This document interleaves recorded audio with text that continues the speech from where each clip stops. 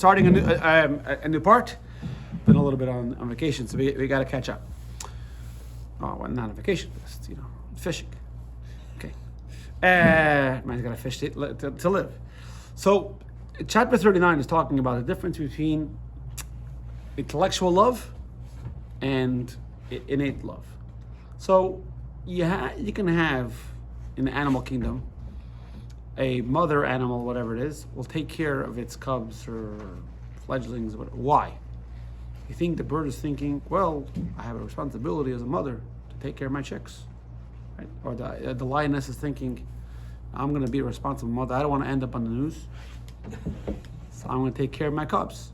Mm-hmm. No, it does it because it's instinct. No, it doesn't mean human beings don't have instinct. We also have instinct. But the difference is between angels and human beings is that angels serve Hashem out of instinct, out of natural love. The human beings, the Alter Rebbe says, there are very few of these, that have an intellectual love. Every Jew automatically loves the Eibishter, or automatically loves God because you're connected, just like you're connected to your people in your family, your kids, your parents, whether you like it or not. Hopefully it's for good.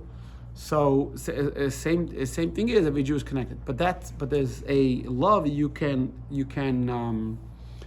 manufacture. It's called intellectual love. That's why in the books of in Kabbalah and even the book of Ezekiel, the angels are given animal-like names, chayos, like wild animals. And why? Because they more of an instinctual love. A human being is a manufactured love, but it's very hard, this manufactured love.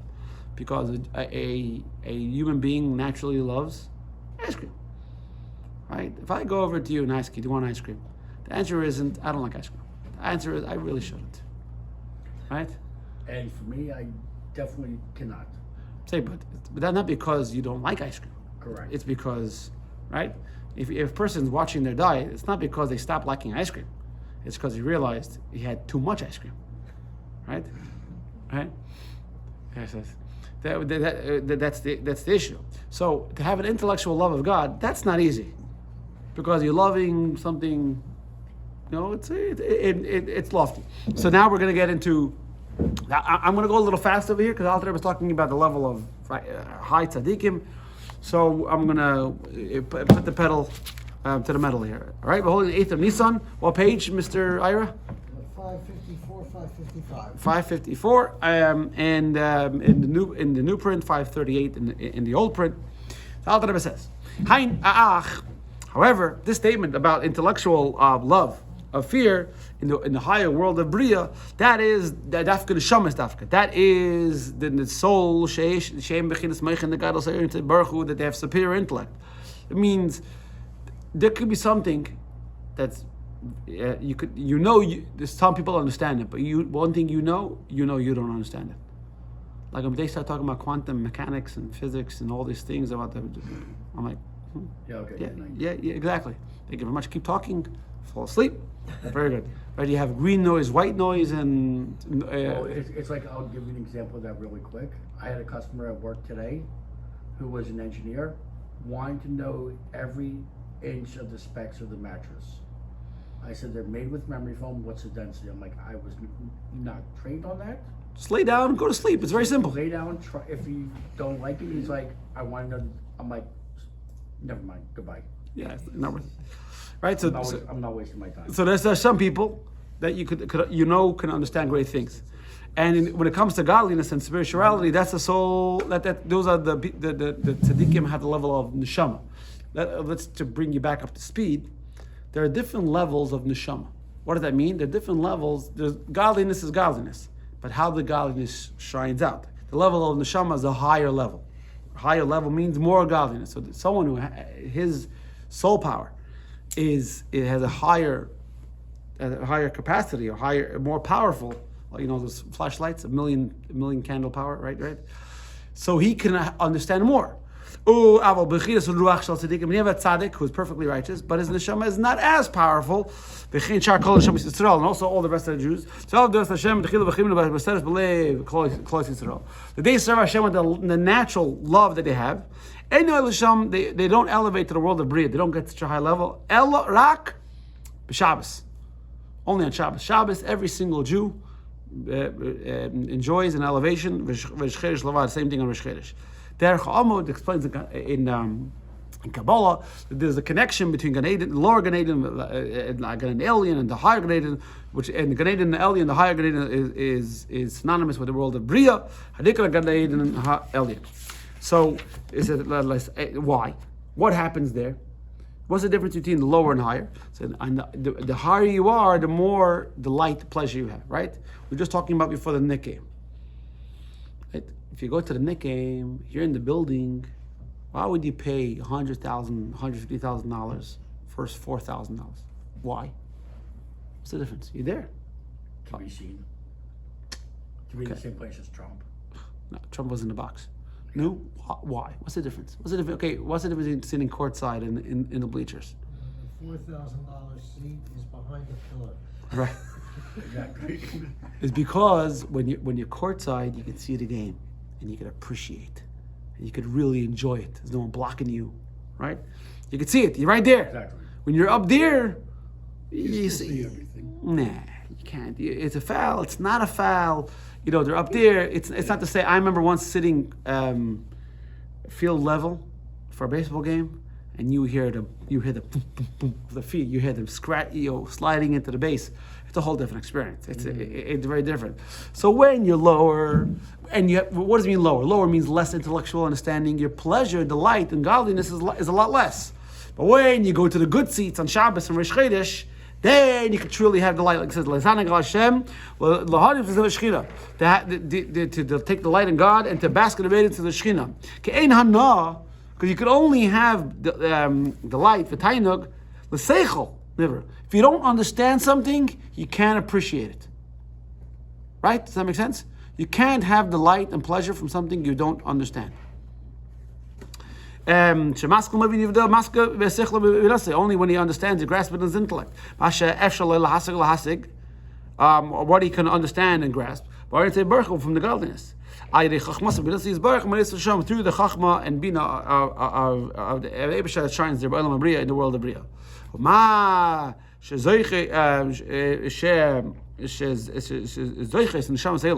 The fact that these souls, these very high souls, the souls of neshama, they even malachim, they even go higher than malachim. Sorry. Now that I'm saying something else. Yeah, go back. The souls that are higher than angels because they're intellectual, fine. But the souls of a regular person, we say they go up on Shabbos, which means they go up higher than the angels. The angels serve Hashem with instinct. How does a regular Jew serve Hashem with a natural love? So why do the Jews go? Why does the neshama go higher on Shabbos? Even though they're only serving Hashem with a natural love. Why? Because what is a Jew using the natural love of Hashem to do?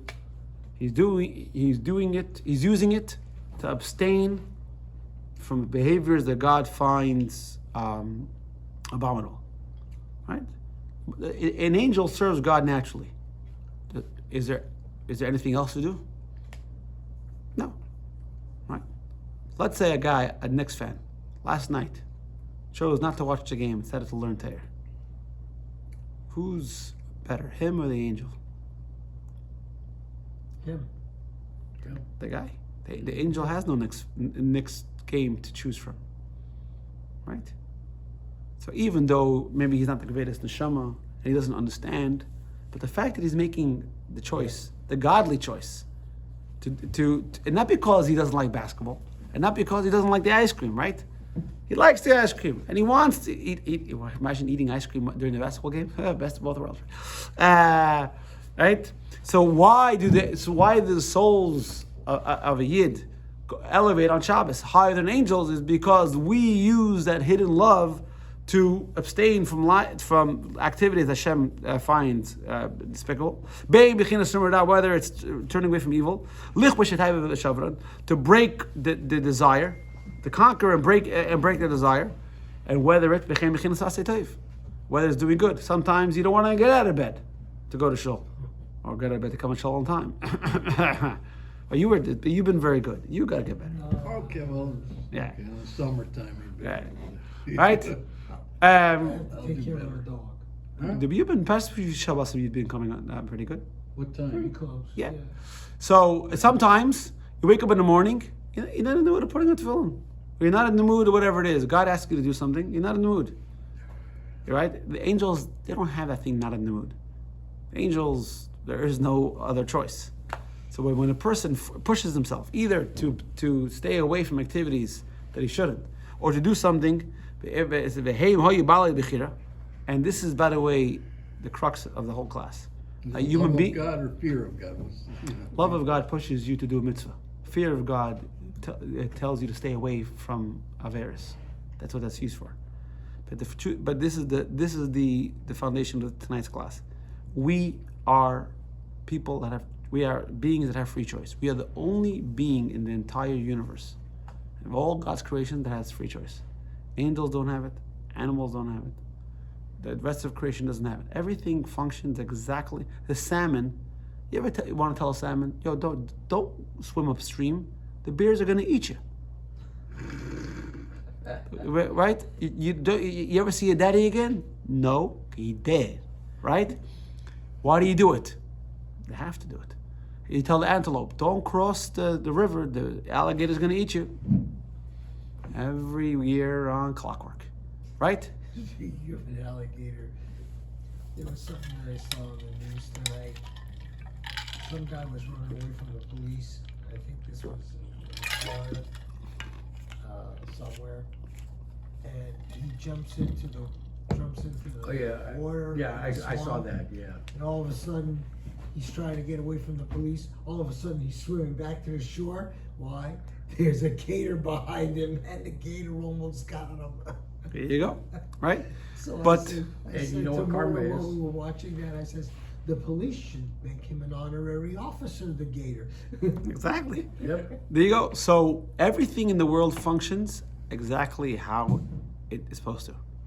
The lion isn't bad for killing the zebra. Right? The mosquito is not bad for stinging you. That's Mosquitoes just don't sting me, so. good for you. What's your blood type? It says everything in the world. Angels serve God. So the angel Gabriel serves God with fear, and he can't serve God any other way. And the archangel Michael serves Hashem with love, and he can't serve Hashem any other way. The only being in the entire universe, with all the billions and trillions of species and items and life, whatever it is, the sun has no choice but to raise in the sun east and set the west. Is us. We are the only ones that have free choice. Livchor, to choose. We can choose berach chas v'shalom, we can choose evil, or bechor b'toiv, or we can choose good. And it's interesting. God is in absolute control of everything, except your choice. Right? Think about it in a marriage. If a guy tells a woman that she has to do exactly what he wants every single time, is that a marriage? No. That's slavery. Yeah. It's not a marriage. Marriage is you're giving the woman the right. Sometimes. It's work. The right to work. Right? By the way, you see the comedian? Says Hitler. Says controlled the whole Europe, waged war on the entire world. Got married, and the next day he blew his brains out. Marriage is hard. Marriage is work. But the point is, in a relationship, you need to allow the person the opportunity and the chance to hurt you, because there's also opportunity to give you great happiness. Any relationship with a person can give you happiness, also can hurt you. They go together. So Hashem wants a relationship with us. So He gives us the ability to choose bad, and to choose good. And not because the bad is not pleasurable. If everything that bad tasted terrible, right? If the cookie, let's say, right? Or the ice cream. If ice cream tasted terrible, then no one would eat it. And people will eat it. Of course, I don't eat ice cream. Tastes terrible, right? No one says, "Did you drink bleach today?" No, you're a genius. Toothpaste, right? Right? No, for years, hundreds and hundreds of years ago, toothpaste was terrible. Nobody would even use. They didn't use it. That's why their teeth were so bad. It wasn't until they started to figure out how to put flavoring in it and stuff like that. Right, They went, exactly. well, okay, I'll use it. So, It's not so bad. so choice. By the way, the Rebbe has a very extensive talks about this. Very interesting, a little complex, but very interesting talks. Choice doesn't mean when we are naturally inclined towards one or the other. So if you prefer apples over oranges, and I offer you an apple or an orange, and you choose an apple, that's not choice, because to you the apple is more delectable and more delightful. That's not choice. A choice is when I offer you 2 apples. That's choice. So to choose between good and bad isn't because the bad seems bad. No, it's the bad looks like an apple, and the good looks like an apple, and you have to use your discernment to understand that the bad apple is really a bad apple. Just give it a few more seconds, and you'll readily be able to see that the bad apple is a bad apple. For a split second, they look the same. Just give yourself a second to discern. But that's called choice. And when we make the right choice, we subdue the forces of impurity, and we make God precious in the whole world. Why? Because if you walk into a restaurant, he says it's not kosher, I'm leaving. Or if you decide to partake in a certain activity, you get up in the airport and you put on tefillin. Someone says, "Why are you doing that?" Because God commanded me to put on tefillin. What are you showing? You're showing that God is important in the world, even though it seems like he's not around, but you're saying he is around. Because it's not that I don't want the ice cream, it's not because I don't want the hamburger, I don't want the shrimp or whatever it is. I do. It's good, but God asked me not to, so that's why I'm not.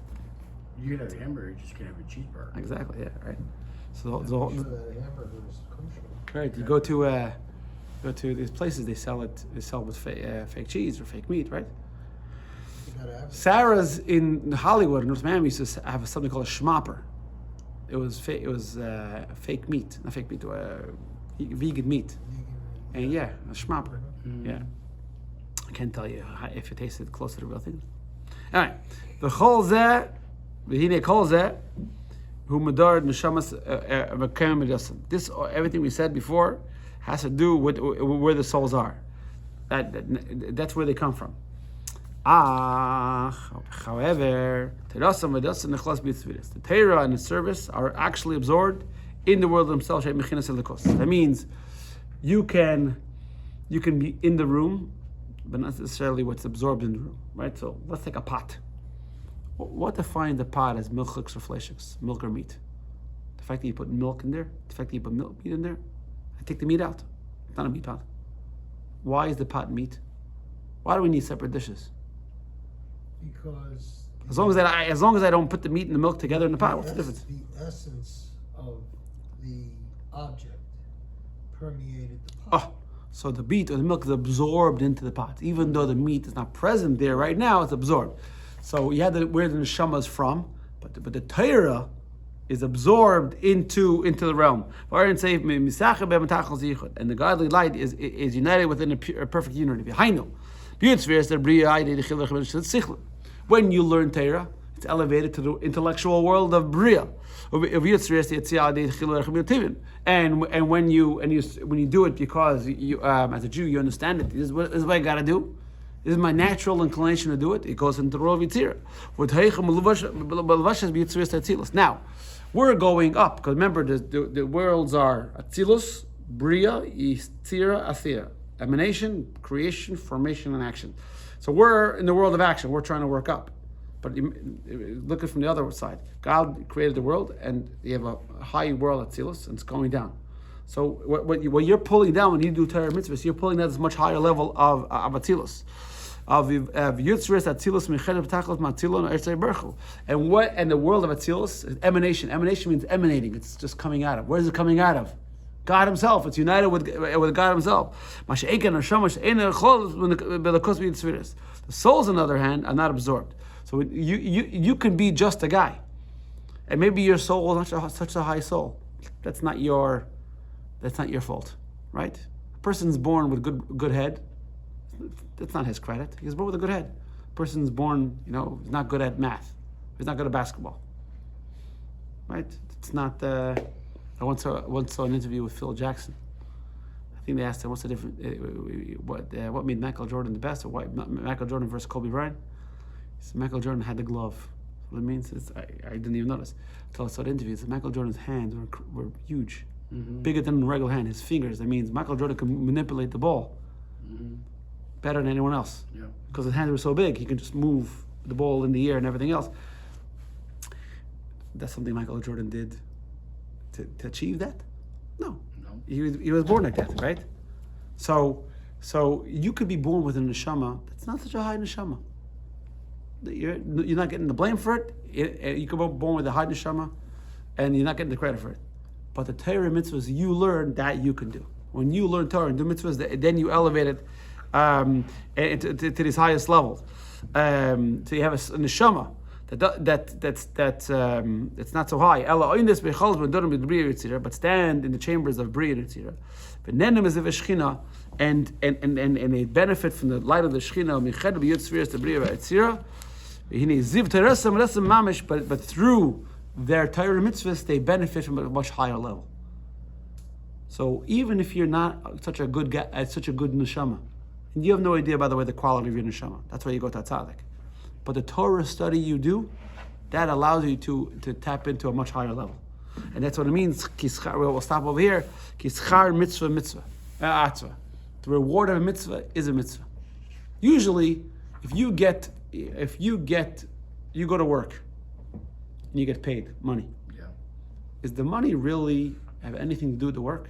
No. Let's say, for example, instead of giving you money, I gave you steak. So you don't have to buy groceries, right? Whatever it is, right? I give you food instead of, right? You just want to be compensated for your work.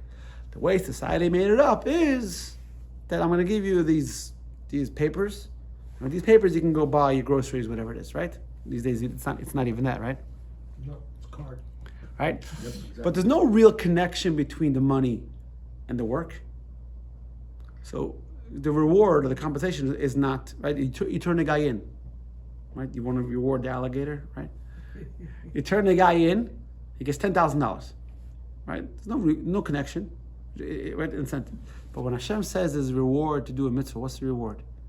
Ice cream, chocolate cake, steak, not together. The funniest thing is, if you put chocolate ice cream or chocolate cake in front of me, I will sit there until tomorrow. Right, all right. I will not eat chocolate ice cream or chocolate cake. All right, listen. Don't like the taste. It has the word cake or ice cream, I'm good. The first part doesn't make a difference. I look at it this way, like Yitzhak Perlman would look at it. When he was describing how he felt about playing the Brahms violin concerto as opposed to other concertos. He says it's like ice cream. You have vanilla and you have chocolate. I like vanilla. I love chocolate. There you go. So, but we finish up this point.